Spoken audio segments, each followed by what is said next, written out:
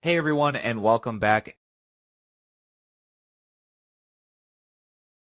In today's video, we're going to show you how to enable or disable developer mode in Windows 11.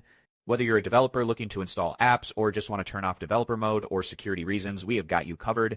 First, let's start by enabling developer mode. Developer mode allows you to run and test apps that are not from the Microsoft Store, and it's perfect if you're building apps or experimenting with different software.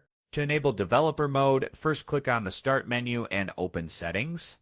You can also press Windows I to open it directly. Once you're in Settings, go to the Privacy and Security section in the left-hand menu and scroll down to Find for Developers.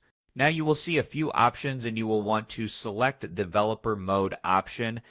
A warning will pop up letting you know that enabling developer mode will allow apps from any source to run on your PC, which might make it less secure. If you're okay with that, click Yes to confirm. Your system will then process the changes and may take a minute or two. Once it's done, developer mode will be enabled and you will be able to install and run apps that aren't from the Microsoft Store. If you ever want to turn off developer mode, the process is just as simple.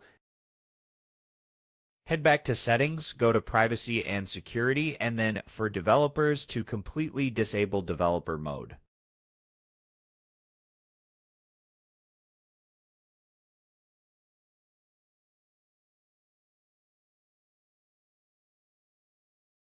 After selecting your option, you might be prompted to restart your computer for the changes to take effect.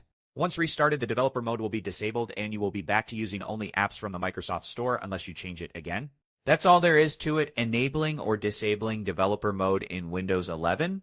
And now you know exactly how to do it depending on what you need. If you found this video helpful, give it a thumbs up and don't forget to subscribe for more tutorials. Thanks for watching, and I will see you in the next one.